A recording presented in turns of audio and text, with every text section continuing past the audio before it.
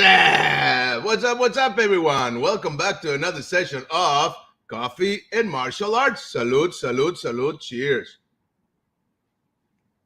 Great coffee today and even better show today. Yes, sir. We have a great show prepared for you today. We're going to talk about the Kenpo and Krav Maga Connection with my good friend Sifu Alfred Magnan, all the way from Florida. Yes, sir. But before we go to the man, let me just say, you know me, I need to say the proper announcements. Let me just say that we are going live through our Facebook page, Master Frank Soto page. So please like and follow us there. We also have now a subscriber section, so you can subscribe if you want. It's quite cheap. I think it's like $4.95 per month, and there you get access to exclusive video, exclusive material about Kenpo, Kinetica, and all the stuff that I'm working on, usually working on. So I share new stuff every week for all the subscribers, okay? So if you want to support us, support me, and support what we're doing, that's a good way. Also, you can send us stars. That helps a lot and helps with the algorithm. So Facebook promotes more the video and puts it out there and so forth, okay? We're also going live through the Internacional with a C Hall of Fame of Argentina. That's a nice group of martial artists doing their thing down south for the rest of the world, led by Master Juan Martin Alvarez, all the way from Buenos Aires, Argentina. Yes, sir. So thank you. Un honor, Maestro Juan Martin. We're also going live through our YouTube channel, the Kinetic Dragon channel. So it's at Frank Soto Kinetica on YouTube. That's the address. So if you want to join us there, subscribe, like the video, and click on the little bell so you get notified every time we go live. Okay? So like I said, today we have a great show. Also, before we go to the show, I wanted to say next weekend, next Saturday, on 2 days from now, on the 23rd, we're going to have a new show starting for you, okay? Teachings of a Kenpo Master with Grandmaster Larry Tatum and hosted by yours truly, Frank Soto. Yes, sir. That's going to be at 5 p.m. Arizona time. I think that's 8 p.m. Eastern time, okay? So if you can be there, ask questions. This is going to be about, Grandmaster Tatum sharing his experiences in more than almost 60 years in the martial arts, okay? In Kenpo mostly, right? And his experiences as owner of the studio. You know, he was the man that made Kenpo try back in the 70s and 80s, okay? He was the man behind the man, okay? So if you can follow us there, that's going to be every second Saturday, okay? Let me just share with you a little bit of intro of that show.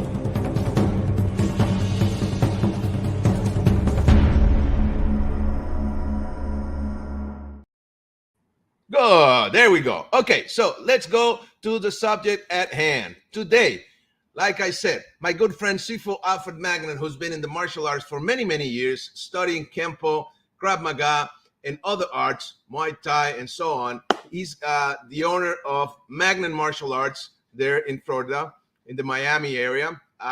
So he's here with us today, and he's going to share.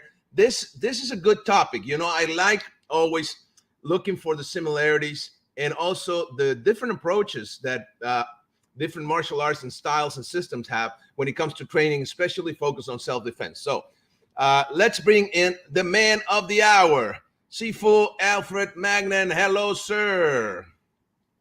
Hello, sir. How are you today? Fine. How are you, sir? I'm doing great. I've been driving around town all day, parked at a park so we can do this interview. Looking forward to it. Thank you, sir. Thank you, sir. Thank you so much. So if you want to give us your location for the fans to go and watch you there. No, I'm just kidding. Okay. Let's see. We already have a little bit of comments here. Let me just bring them up. Craig Haynes. Howdy from the heart of Dixie, Roanoke, Alabama. Nice. Wow. Nice. Thank you, sir. Thanks for tuning in. Bagelis Drosso, salud, Master Frank. Salud, sir, all the way to Greece. Okay. Lee Gallin, saludos, Master Frank, un fuerte abrazo from Puerto Rico. Thank you, sir. Johnny Restovic Carmona, saludos desde Chile. Saludos. Saludos. Pin Karate, a big Kenpo hello from King of Prussia, Pennsylvania. Wow, nice.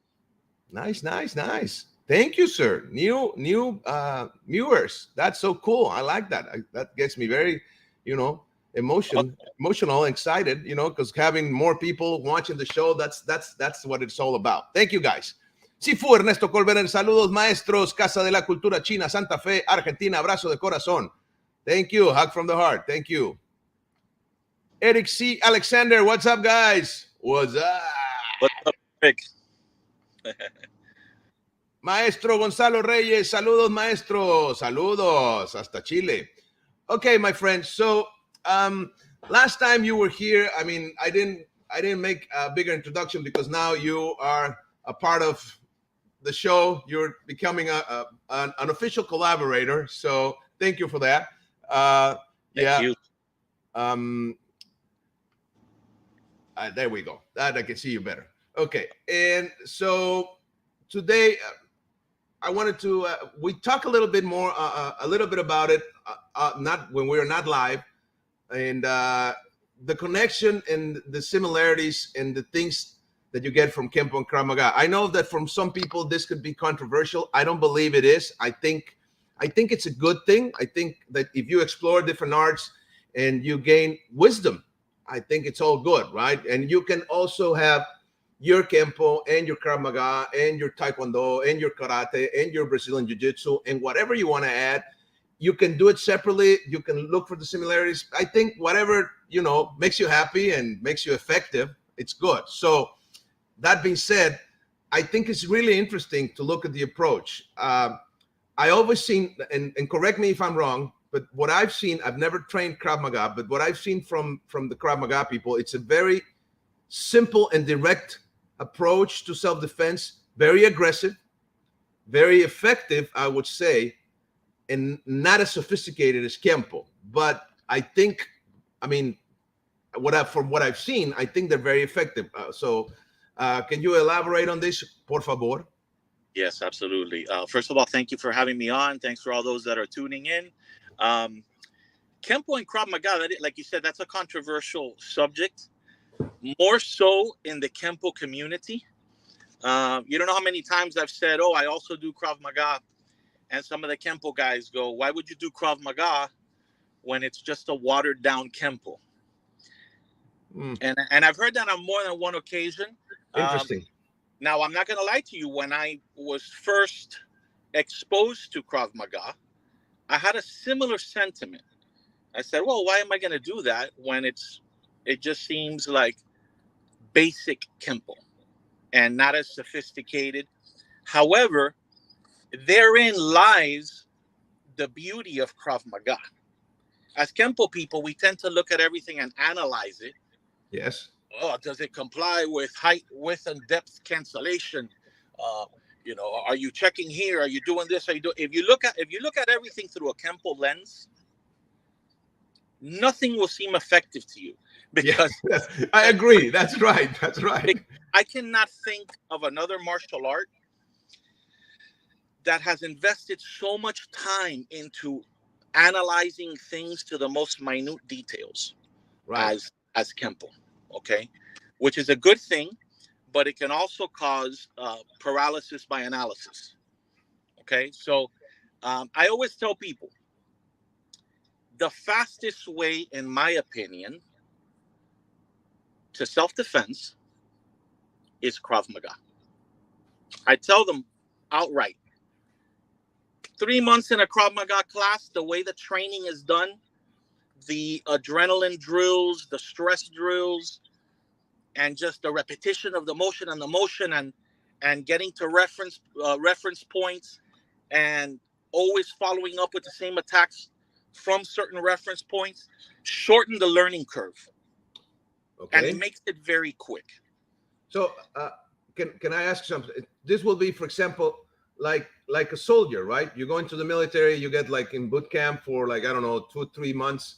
and you Right. you got to be ready for war in no time, then a system like Krav Maga will be amazing there, right? Absolutely. So when you look at the founder, Emmy Lichtenfeld, when when um, when he joined, when the state of Israel was born in 1948, he was given the task of coming up with a system. He had been a part of the Haganah, which was basically a paramilitary organization. He was assigned the task of designing a system that can be learned in 3 months with no refresher courses, more than likely never getting a refresher course. And Okay. you're in a hot zone, with constant warfare with neighbors that basically want to wipe you off the map. So Okay. everything is about survival, and it has to be learned quickly. But I got a question here. How much of the military Krav Maga it's put into the civilian version of Krav Maga? Because I mean, I bet it's not the same. It cannot be the same, right? I mean, it has to be similar, but not the same. I can be wrong. There are various organizations. Some organizations do weekend courses, let's say, on more of the civilian aspect of Krav Maga. Okay. And a lot of that you see in a lot of Taekwondo schools, specifically catered to that kind of Krav Maga. Specifically, a lot of the ATA schools did a lot of those weekend courses to get, the nuts and bolts of it and start teaching it at a basic level, and then complete courses in the future to add other elements to it. The organization that I'm a part of, we focus on military Krav Maga, so we can take you So we can take you anywhere from the civilian stuff to active shooter scenarios, hostage, third-party protection, Nice. You name it. If they zip tie you and they zip tie you to a chair, how to get out, carjacking scenarios, a lot of the stuff that maybe other courses don't cover as much.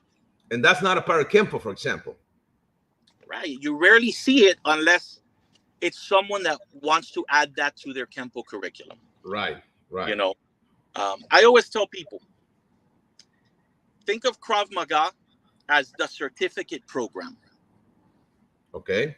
You want to be a plumber or you want to be a welder. It's a shorter course. Nonetheless, it's still a great course. You get the necessary skills to get your job done. It's more self-preservation than self-perfection. Okay. It has both. Just like JKD has both, right? Okay. You've got the self-preservation aspect, which is the stuff that you need right then and there, your first go-to to get the job done, to survive and get the hell out of there. Right. And you have the self-perfection, which Okay. is still functional stuff, very functional stuff, but maybe not your go-to move, maybe not your first. Right. And self-perfection is the beauty of the art, what can keep you in it for a lifetime. Exactly. The drills for skills, the constant learning, engaging the mind, developing your attributes, be it speed, accuracy, line familiarization, spatial awareness, footwork, agility. That comes from the self-perfection, not from the nuts and bolts of just doing somebody in quickly and getting out of there. So you're right. So I always tell people, Kenpo, to me, and this is my opinion, is the university degree. Okay. You've gone above and beyond. You're studying every aspect of motion, whereas Krav is more a specialized field, and you get your certificate program for it. I hope that makes sense. So you become more like a technician. Right. You become a technician, but not focusing on technique. Because Krav, although has techniques, is all about principles. Just like Kenpo. So it's very interesting, Nice. All about. I'm sorry? It's all about principles. Actually, their number of techniques is a lot less than you would find at a typical Kenpo school. because they believe a lot in a utilitarian approach. Less techniques that can combat multiple situations with one move, much like we refer to as master keys. Nice, nice. Okay, we have a couple of comments here. Okay, Kenneth Perry says, "Hola, how would you compare craft to Kenpo? Do you think they're similar and complementary?" By the way, it's Ken Perry from Philadelphia. Awesome, Ken. Thanks for chiming in, man. And then he says, that was a brilliant explanation of the relationship between Krav and Kenpo. Thank you, sir. Man, I think there's a lot of similarities. Even I agree. I agree. Looking at the techniques, for example, our grip of death, is the shot, right. The hammer to the kidney with the hammer to the groin, coming over the top, using leverage to anchor their head down. It's the same technique in Krav Maga, except typically the way it's taught is when they get you into that headlock and they torque you to 1030, you're grabbing them around the waist with your left hand, let's say. You're slapping them in the groin with your right hand. And that's a slap. So you're literally slapping in the groin, then coming over the top, filter them, bringing them down. But instead of a heel palm, we hammer them in the chest. As we step out of the way in a spiraling, like a staircase motion, we get our leg out of the way and hammer them continuously in the chest. Sounds effective. So even with my Krav guys, I'll tell them, hey, you want to make it even a little nastier? Let's hammer fist them in the kidney and at the same time hit them in the groin. And they go, oh, wow, that's awesome. And I tell them, hey, that's Kenpo, So a lot of similarities in techniques. A lot of the blocks in Kenpo, a lot of the blocks in Krav Maga are based off what we call 360-degree defense. They're 90-degree blocks, whether it's here, right? 90-degree blocks. So a technique against a typical roundhouse punch would be our calming the storm, right? A 90-degree block with the left hand and a vertical strike to the face. Right. In Krav, same thing. The only difference is we do it out of our typical fighting stance. Okay. And the typical fighting stance is typically with your power side to the rear.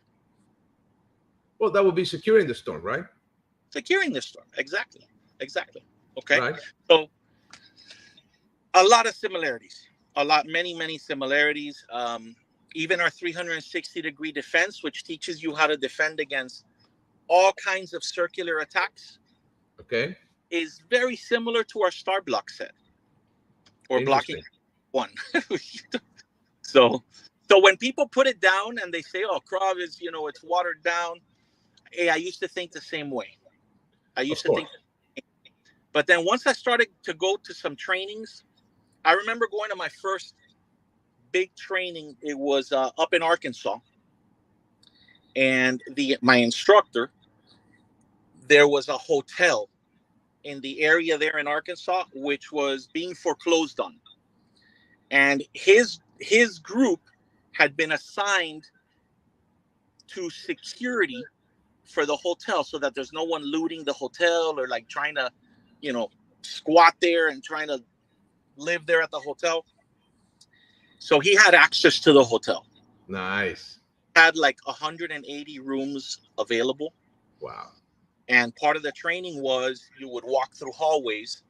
You weren't told where the attack was coming from, who was going to be attacking you, what kind of weapon was going to be used.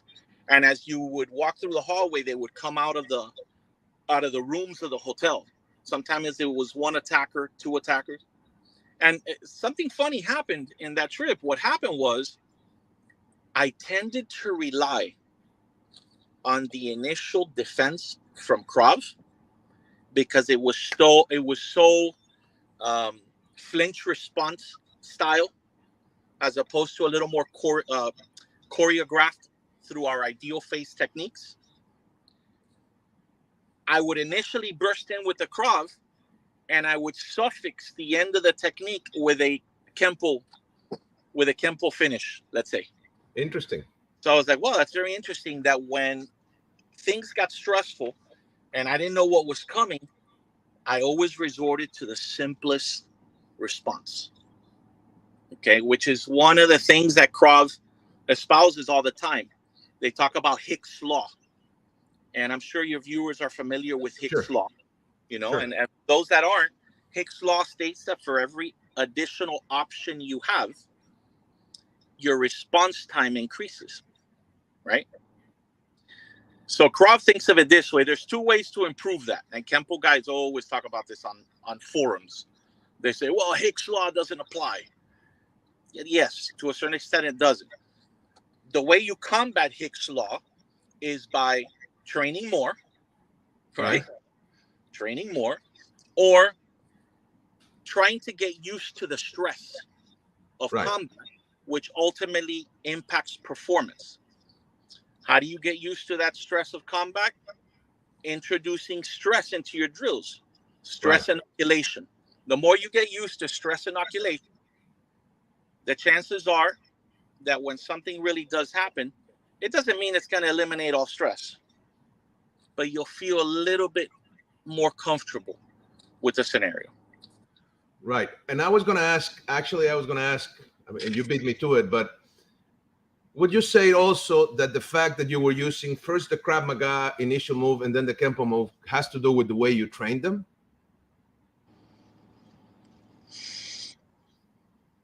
That's a good here. So here's my maybe long-winded response to that, or short-winded. I think the fact that Krav repeats the movements so much. I mean, think about it. We have 154 techniques. Right. In the American Kenpo system. And yeah, you spend time working them, but in Krav, you're doing the same technique. You may be spending 2 weeks doing the same technique every day. There you go. After another, to the point that it gets boring. Because you say, oh Sure. my God, it's the same thing all the time. But man, it ingrains itself. So it has to do with the way you train them. Okay. Hello? There we go. Yeah, okay. It totally ingrains itself.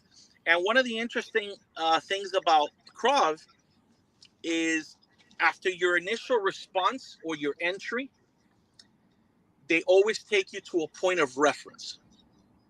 And it's always the same point of reference, plus or minus a few little details. And then you're always following up with the same attacks or counterattacks. So, for example, they throw a punch, I block and hit, I get an underhook, grab the neck, and we always teach 2 knees to the groin, 2 hammers to the back of the neck. And pretty much every technique will follow that script except the initial first move. So imagine, as Paul Vunak would say, when the defecation hits the ventilation, that you start to freak out and you forget everything. Sure. You remember, oh man, 2 knees, 2 hammers, 2 knees, 2 hammers.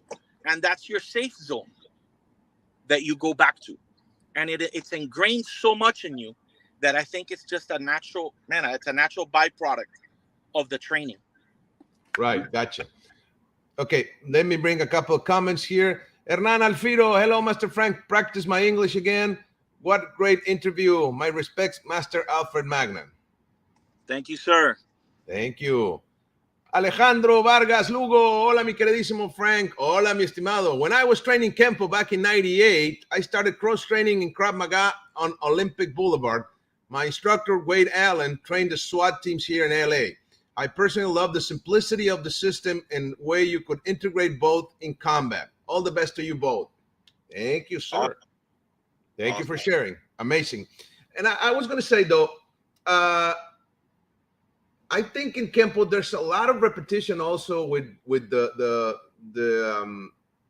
follow through or the counter moves, but I guess Mr. Parker found a very nice way to make it that you repeat and repeat the moves, but you didn't notice, right? To make it also interesting for the student, because like you said, if you're doing the same technique for like 2 weeks, eventually you can get bored.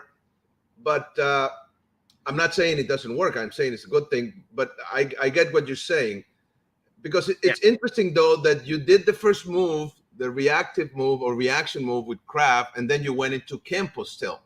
So, because then you could have, if you would have said to me, well, you know, I just did Krav Maga, and I would say, okay, you know, different, probably made me think differently. But the fact that you were mixing them, I think there's something worth analyzing there, right? Yeah. And to take it a step further, that has always been my quest, and I think we spoke about that in the last class.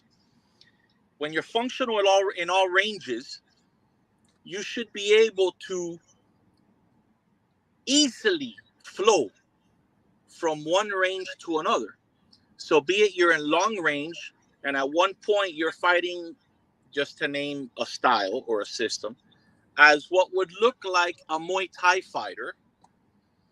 So then suddenly the guy throws a hooking blow, and you block and hit with a 90-degree block and a vertical punch, which you could say, oh, securing the storm or calming the storm. Or you could say, oh, that's the defense against a roundhouse punch in Krav. Right? To then 2 knees to the groin, maybe an upward elbow, a horizontal elbow, a slashing elbow, then grab a clinch. Take them down. Now you're on the ground.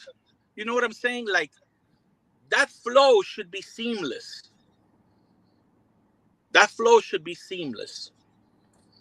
And I think it requires to dive into each art separately.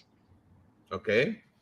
Live in it, breathe it, spar with the people in it, get the essence of it, then extrapolate it, bring it back, and using Kenpo as the base, let's say, let yourself just flow, expand.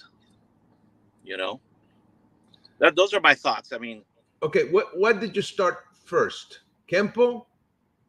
What was your between Kenpo and Krav Maga? What did you start training first? I started Kenpo first. And you were doing Kenpo for how long when you got into Krav Maga? I started, the first time I was exposed to Krav was in 2000. So I'd already had about 9 or 8 years of Kenpo. Okay. Okay, interesting. Because I think, you know, one of the things I get from your experience analyzing it, right? I'm just looking at it from the outside, right? I wouldn't know, but one of the things that I get is it's interesting that you get the first move, you know, reacting with the Krav Maga. It says that, you know, they're doing their job very well, right?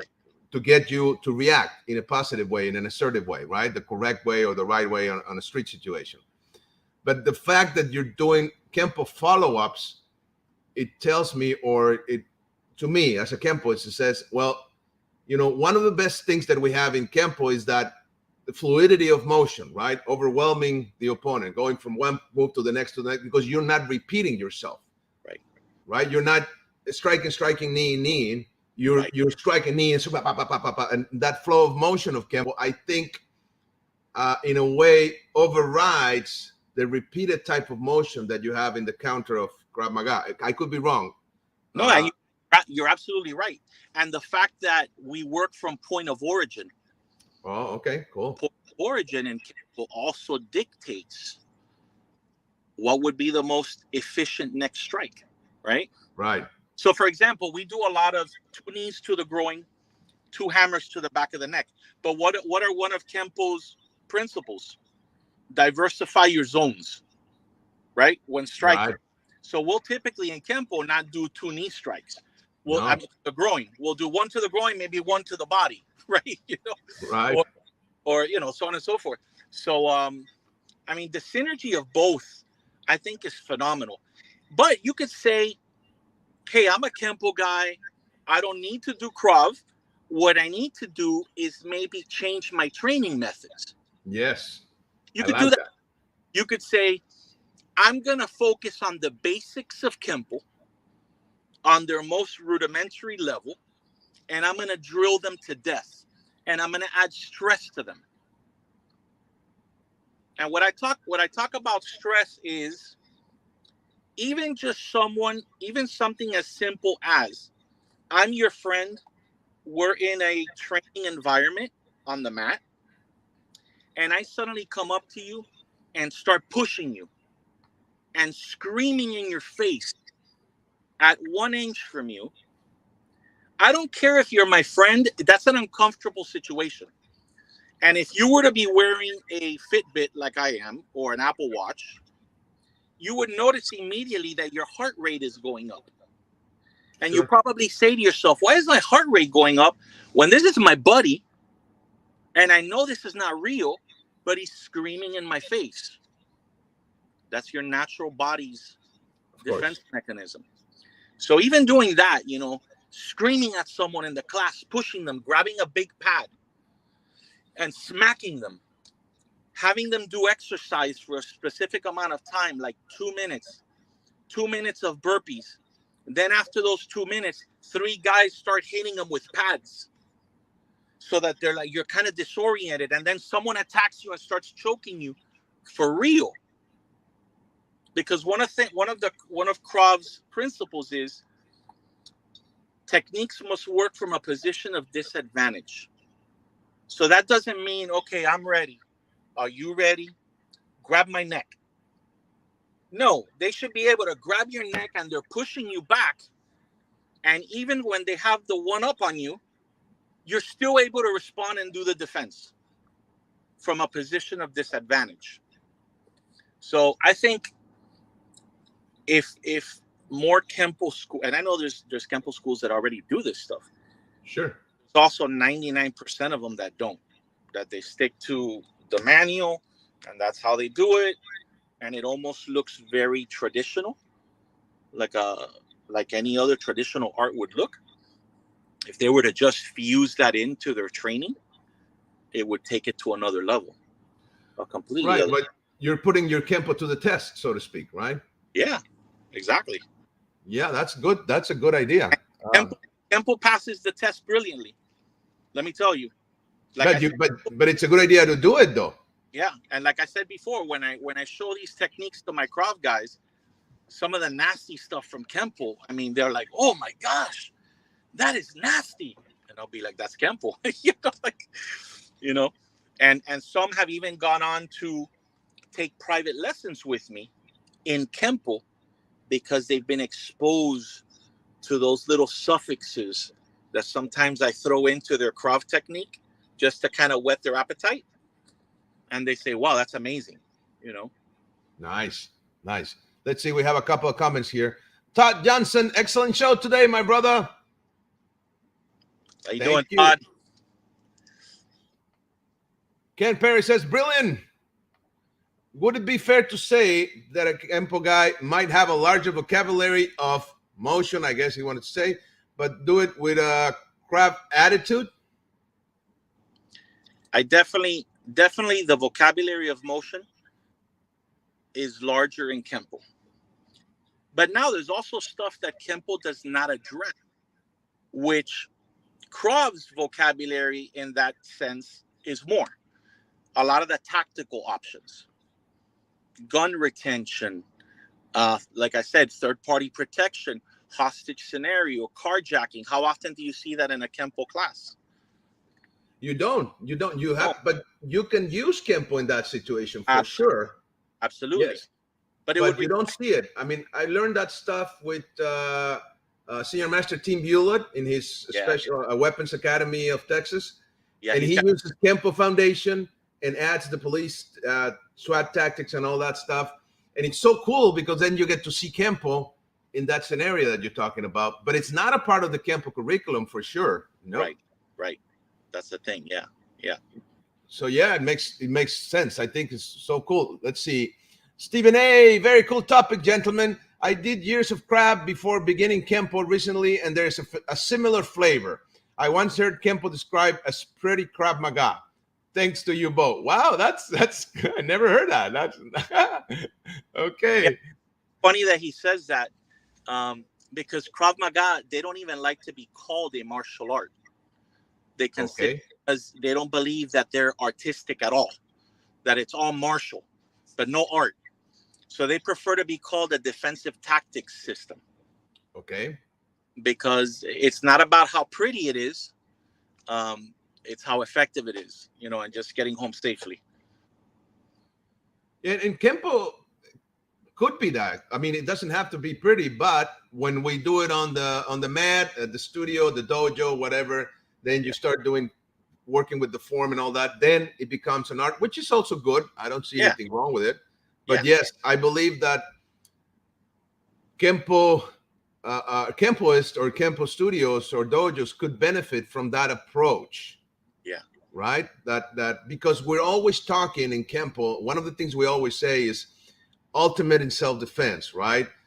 Street fighting. Those are things, concepts that we use a lot in Kempo, and sometimes some people, I'm not saying, I don't know the numbers, I couldn't say, but some Kempoists have never even been in a fight on the street, right? Which is good. I'm not saying they should, right?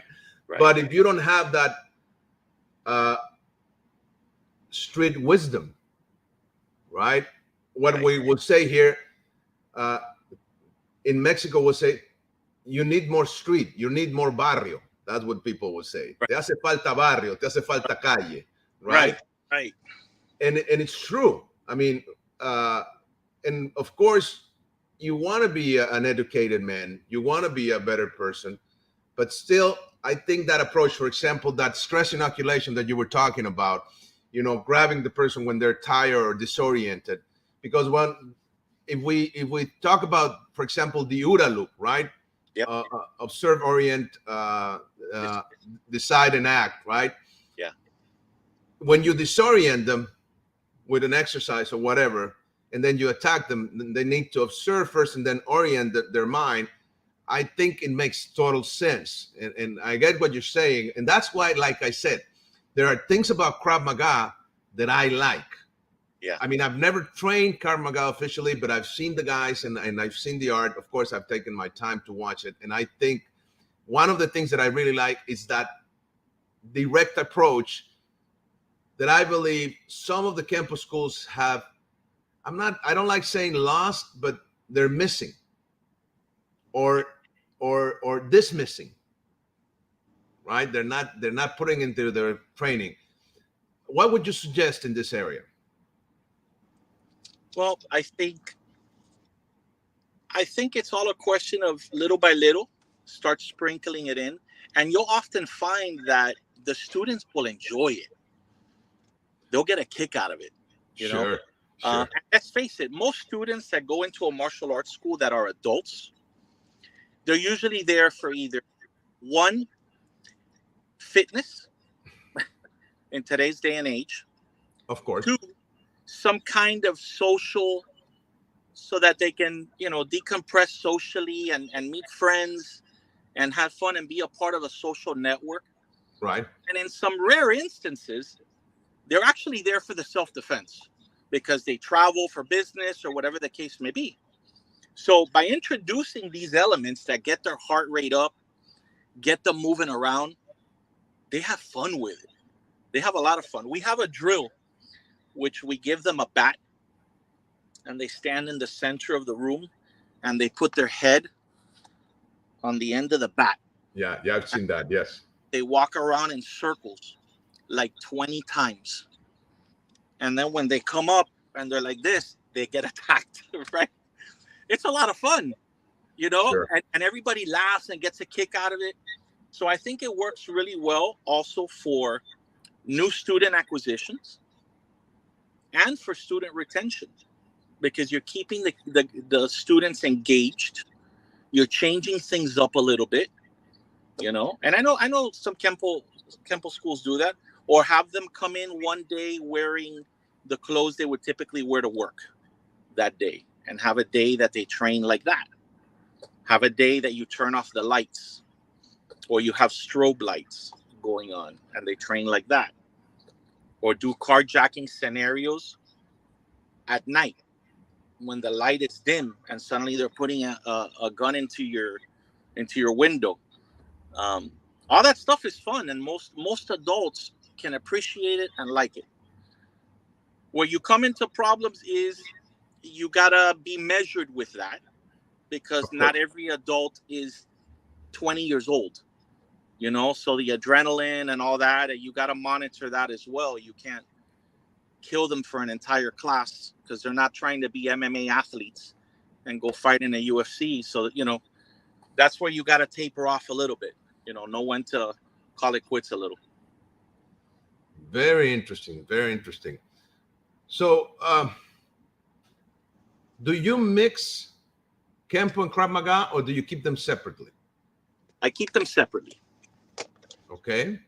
So I teach Kenpo right now. I'm strictly teaching privates in Kenpo, and I'm a lot happier doing it that way, because I feel that I've done rotating curriculums for groups in Kenpo, but I feel that learning it in a linear fashion, if you can, right out of the gate, one-on-one with someone in private lessons, is amazing. I think it takes your level to a whole other level. So that's what I do with the Kenpo, strictly privates in Kenpo, and I teach a group Krav Maga class. But I offer, if anyone wants to do privates, if they want to do it in Muay Thai, if they want to do it in Krav Maga, if they want to do it in Kenpo or JKD and the Filipino martial arts, either one of them, I cater to what they're looking for. So, do you think that Krav Maga could benefit from a Kenpo approach, or is your Krav Maga different than other Krav practitioners because of your Kenpo? I think it makes it even nastier. Yeah, you mentioned that. Even more dynamic. Okay. Because in my opinion, Kenpo is perhaps the most dynamic martial art out there. Agree. Okay, Kenpo. If I had to pick a second, probably Silat. Nice. Yes. Okay? But Kenpo's motion, man, it's a thing of beauty, and it's so dynamic and explosive, with all kind of syncopated rhythms, and it's a beautiful thing.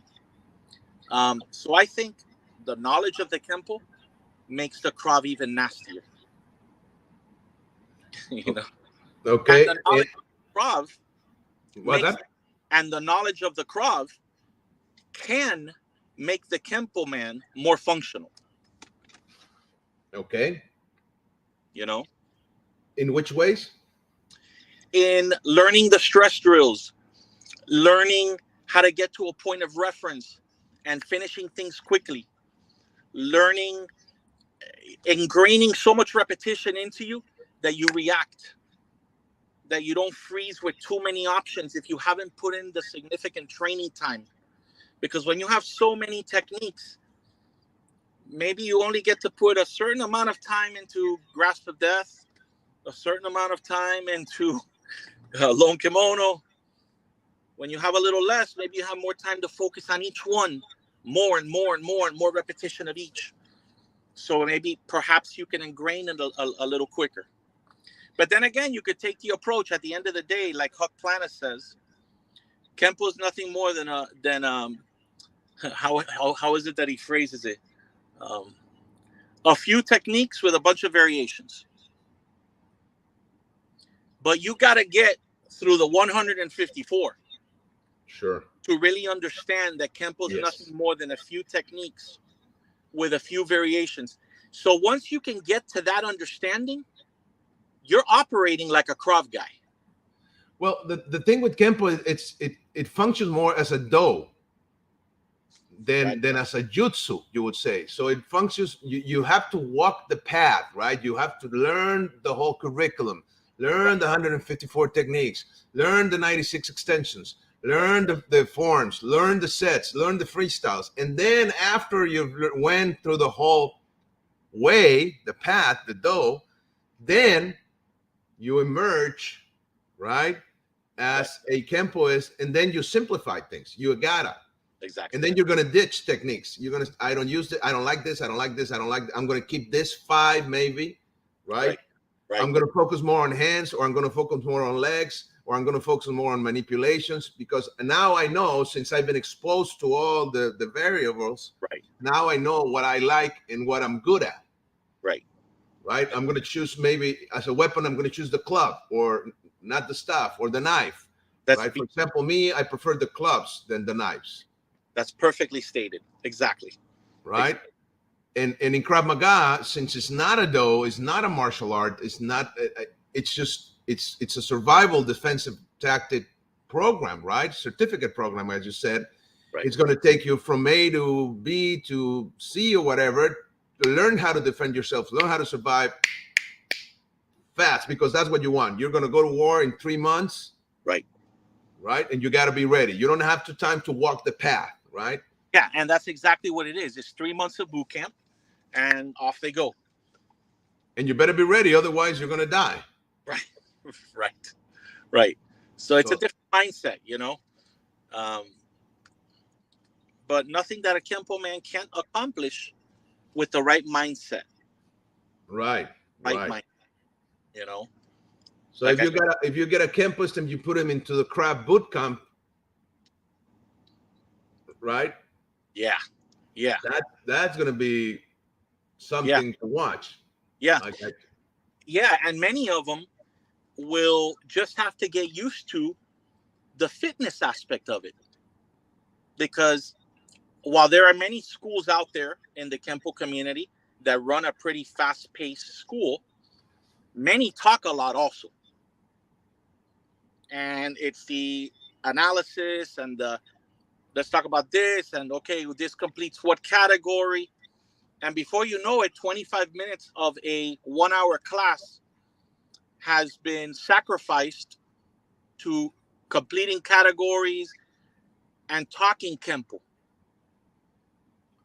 Many schools do that. Sure.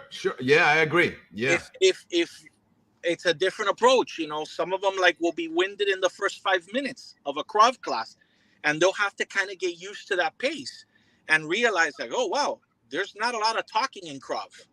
It's go time, the whole class. So it's there. Kenpo guys, we like to talk. Definitely. That's why we do this stuff. We do. Yeah, look at us talking. I'm one of those that love to talk too. But yeah, but still, when it comes to training, you have to have that training time. You should. I think you should have a time for sitting down and talking, right? And a time for training. It shouldn't be one or the other. It should be both, right? Absolutely. Agree. Danny Arnold says, as a weapon, I prefer my truck. Kidding. That's if you're driving your truck, man. What if you're not? Yeah. I like that's a good weapon for sure. Thank you, my friend. So okay, we have another saludos. Juan Martín Álvarez, Master, saludos desde Argentina. Saludos, maestro, gracias. So yeah, that's super interesting. I like that approach, that boot camp type of mindset, right? And it definitely, I think, like I said, you can be a Kenpo guy, be loyal to your art, right? Because that's one of the things you don't want. You're so attached in a good way to the art. You feel you're disloyal, but you can keep your loyalty and go into boot camp, right? Right. For I don't know, for a weekend or a week or a month or 3 months, and do the whole thing. And what you're gonna get out of it, I think it's gonna be good. It's gonna help you, right? Absolutely. You're gonna come out a superior martial artist because of it. Absolutely. And that's putting Kenpo to the test. That would be cool. Yeah, and you know what? Kenpo guys should really research the weapons defenses. Agree. Of Krav Maga. I, for one, I think their gun disarms, I don't think they can get much better. In a real approach, I don't think they can get much better. Same thing with their stick and knife. For simple self-defense, I'm not talking about a trained Filipino fighter that's slashing, slicing and dicing. That's a whole different ballgame. Sure. But for, crime of passion, crime of rage, person picks up a knife and tries to stab you, sewing machine style, like you would see in a jail. Krav Maga fits the bill. Their defenses are geared for those kinds of attacks, the most common ones that you see. Nice. And for gun disarms, for stick defense, I think they would benefit tremendously from investing some time into that. Yeah, I agree. I like that. And one of the things that sometimes and it's not just in Kenpo, in any art, right? You start learning how to defend yourself from a gun or a knife, and you don't know how to use that weapon. You never fire a gun or a firearm, right? You don't know how it works. I think you need to know at least the basics. At least the basics. At least you need to and feel how it is to shoot the gun, and same thing with the knife. I mean, of course, a knife is a knife, and it will cut you, yes, but still. Yep. For example, I don't like a knife as my primary defensive weapon because I have issues with cutting people in my head. It's like it's like right. So blood. Yeah, I don't have issues with hitting you with a stick, for example, or shooting you with a gun. I wouldn't hesitate if I had to, right? I'm just saying, if in a self-defense scenario. But if I have a knife and that's my weapon and you're attacking me, I will have issues cutting you because the way I think and since I know that can play against me in a self-defense situation, that's why I don't use a knife as my primary self-defense go-to weapon. Right? I could use a truck, like Danny Arnold said, right? Maybe I don't have a problem running you over. Or bring a truck to a knife fight, right? Bring a truck to a knife fight. Well, but still, what I'm trying to say is you need to consider those things too. If you have problems, for example, you have problems shooting a gun. Maybe I don't like the way that it sounds or whatever, and you think that you're going to disarm somebody and shoot somebody in a self-defense situation. It's not going to happen. It's just your mind is going to play against that.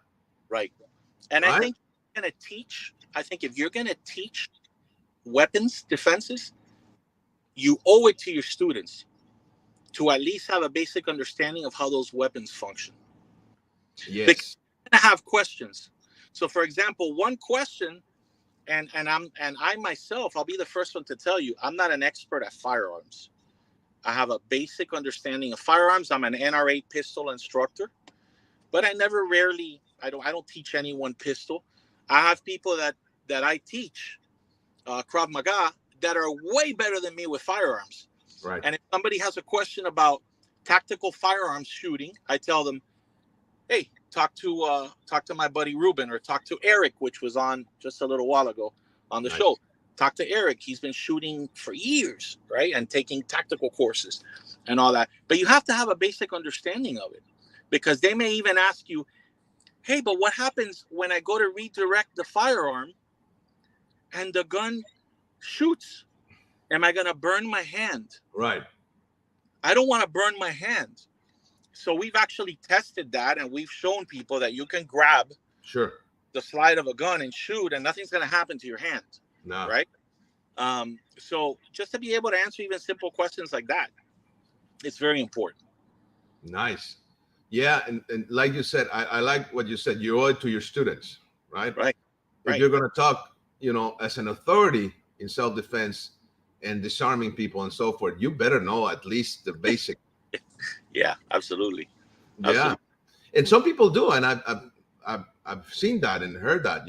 They talk about weapons and stuff, and you're listening to them, and you're like, oh my God, dude, don't do that, dude. Jesus Christ, man. So, well, it's funny because one of my former instructors, Paul Vunak, that I'm sure you're familiar with, Paul Vunak always had said that the easiest thing to con people with is to say, I'm a knife fighter. Because who's going to counter that when you tell people I'm a knife fighting expert? There's really no counter to it. You can live behind this whole facade, because it's not like you're going to grab a real knife and start cutting someone. So you get your little training blades and you act like a knife fighting expert. So it's very easy to con people Sure. into believing that, Sure. till the Sure. reality hits, and you just give a Sharpie to a 5-year-old and tell them, take your best shot at me. And suddenly you realize that your white Hanes t-shirt has marks all over it Of course. from a 5-year-old holding a Sharpie, and then that puts things in perspective. I agree. Yeah. Eric says, still here. Oh, good, Eric. Eric trained with me for many years. Got up to level 4 with me in the Krav, and he's a very good practitioner. He's also studying Hapkido now. Nice. Yeah. Nice. Cool. So good Okay. guy. Carlos M. Sepúlveda, saludos maestros, excelente trabajo, excellent work, gracias, saludos. Thank you, Carlos. Danny Arnold says, I understand what you mean. I also wouldn't ever want to cut someone, but I still want the training and the fighting knowledge, of course. Of course. Yes. Yes. Yeah, but some people don't have issues with the idea of cutting somebody else in a self-defense scenario, and even in a not self-defense scenario. So Right. We're not promoting violence here, just so you know, we're not. But some people have no problems, right? And some people have done it before. Right. So that's the problem. When you're getting somebody, a violent criminal or somebody who's just aggressive and who wants to hurt you, and they don't have an issue with cutting you, then you're in trouble. I mean, people don't understand. Like you said, if a 5-year-old can do that with a Sharpie, imagine a guy who has the violence and the experience to do so, and doesn't have any breaks in their awareness or consciousness, and they can do it. Yeah. Damn it, you're in trouble, man. I mean, I wouldn't want to face somebody like that. Even with all my training, I know that's going to be a life and death situation, and I could end up dead. Yeah. Another thing that people have a hard time with is getting their mind around the concept of, if you have to bite someone, you have to bite someone. Sure. Yeah. People can't get past that because they think, oh, HIV and all that. But I always tell them, you're not thinking about HIV when someone has invaded your home and is trying to rape your wife. I would definitely bite them. And you need to rip half his face off. Like a freak.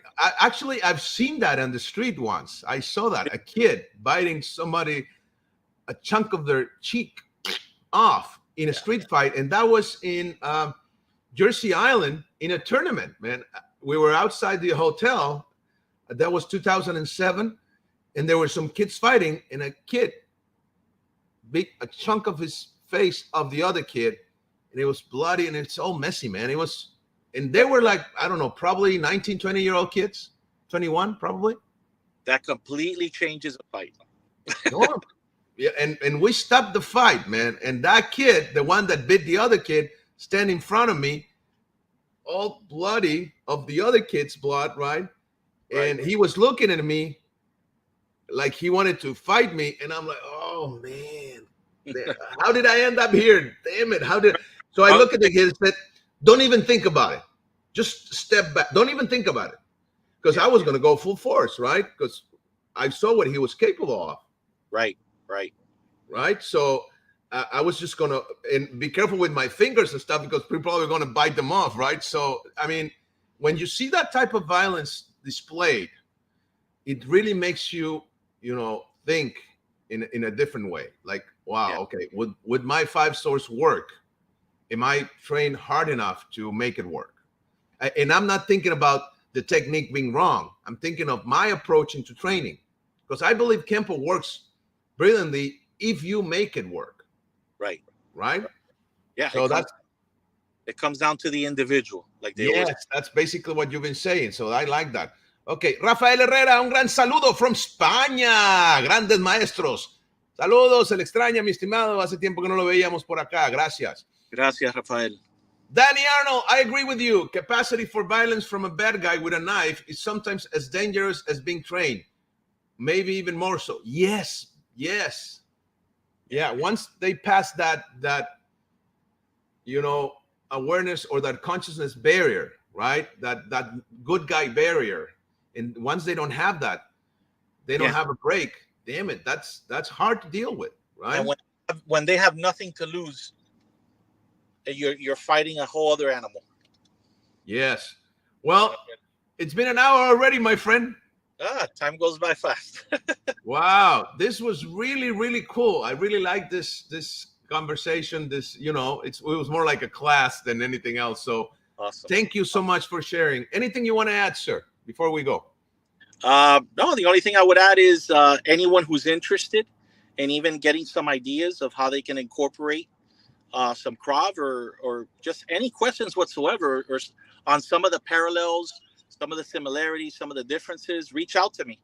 I love talking shop. I'm more than welcome and always open to talking with like-minded individuals and martial artists.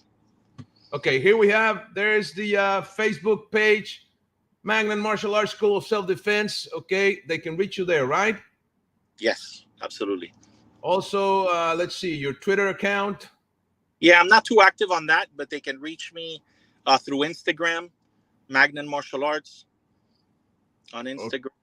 Okay, Instagram, YouTube, Facebook. Yep. Any one of them. Nice. Well, thank you so much, my friend. I really enjoyed this conversation. I learned a lot today. I always do, but today was especially good. So thank you so much. Awesome. As always. Danny Arnold says, great episode. I'm glad I didn't miss all of it. Thank you. Thank you here, Danny. Appreciate it. Well, thank you again. And thanks everybody for watching today.